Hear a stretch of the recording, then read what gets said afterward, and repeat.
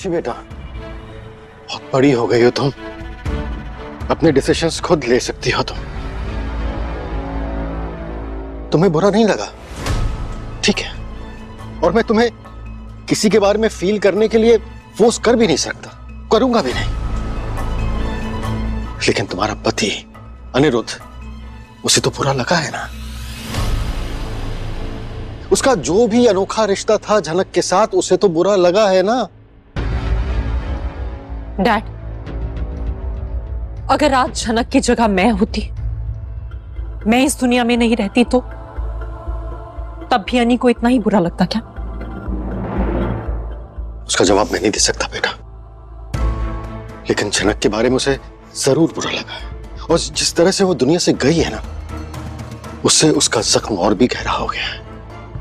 बहुत तकलीफ में है, इसलिए कह रहा हूं कि तुम्हें अनिरुद्ध का साथ देना चाहिए, उसको इस दर्द से बाहर निकालना चाहिए। Sorry to disappoint you dad, लेकिन मैं इसमें अनी की हेल्प नहीं कर सकती। अनी को कोई फर्क ही नहीं पड़ता कि मैं उसके साथ हूं या नहीं हूं, तो फिर मैं क्यों जाऊं वहां डैड? अनी को जरा सी भी शर्म नहीं आई ये बोलते हुए कि वो मेरे साथ नहीं रहना चाहता। वो तो अलग होने के लिए रेडी है। देखो अर्शी, इंसान किस दिमागी हालत में क्या बोलता है और क्यों बोलता है, इस पे हमारा कोई वश नहीं होता है। ये भी तो सच है ना कि वो तुम्हारे साथ अब्रॉड जाने को तैयार था। देखो बेटा, इंसान को ना एक लिमिट तक ही पुश करना चाहिए, उसके बाद हमारा दिमाग हमारे वश में नहीं होता है। और ये बात जो है विनायक ने बहुत बड़ी कही है। रिश्ते इस एक बात से या तो बिगड़ती है या बन जाती है। और ये बात सच है कि इस वक्त अनिरुद्ध बहुत दर्द में है। तो रहे अपने दर्द में, सहे अपने दुख, आई डोंट केयर, क्योंकि उसे मेरे दुख से फर्क नहीं पड़ता डैड। झनक का अंतिम संस्कार है, तुम आओगी, और अनिरुद्ध से तो तुम भी बहुत प्यार करती हो, अलग हो पाओगी?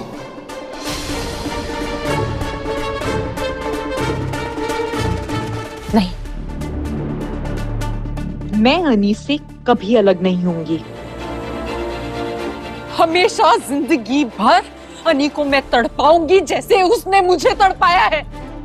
मेरी लाइफ हेल बनाई ना उसने, मैं उसकी लाइफ हेल बना दूंगी। और अलग होना ही क्यों है? अब जिसके लिए वो अलग होना चाहता था वो तो इस दुनिया में नहीं रही, फिर क्या रीजन है अलग होने का? पर अब अर्शी के मन में, दिमाग में आखिर एकाएक प्यार नहीं, नफरत पनप रहा है, दुश्मनी है, बदला है, उसके प्यार को ठुकरा देने का दर्द है, सब अनी के प्रति।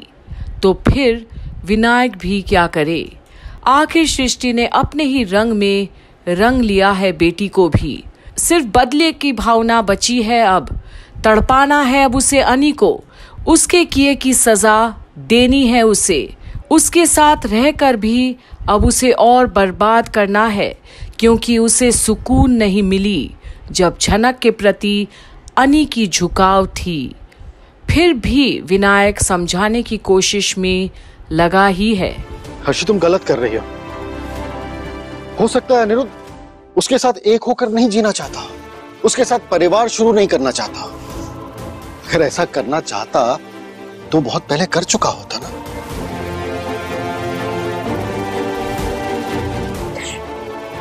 डैड, आपको पता है इस सारी सिचुएशन में धोखा किसे मिला है? मुझे। इसलिए मेरी ये सिचुएशन, मेरा दुख, मेरा दर्द कोई नहीं समझ सकता, अभी नहीं।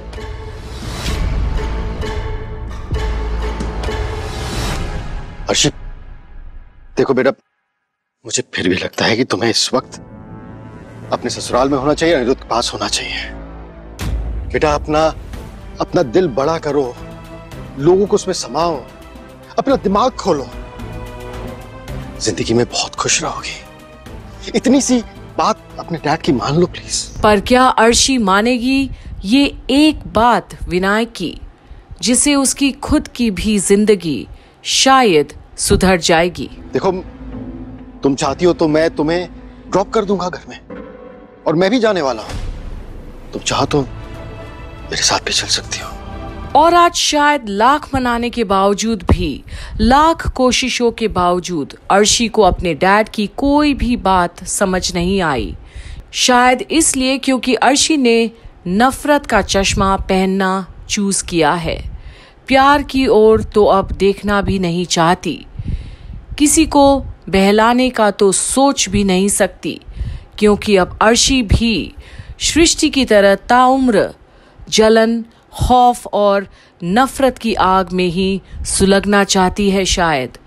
और ये सब में विनायक पूरी तरह से टूट गया, हार गया रिश्तों के मायने सिखाने में, शायद अपनी बेटी को भी।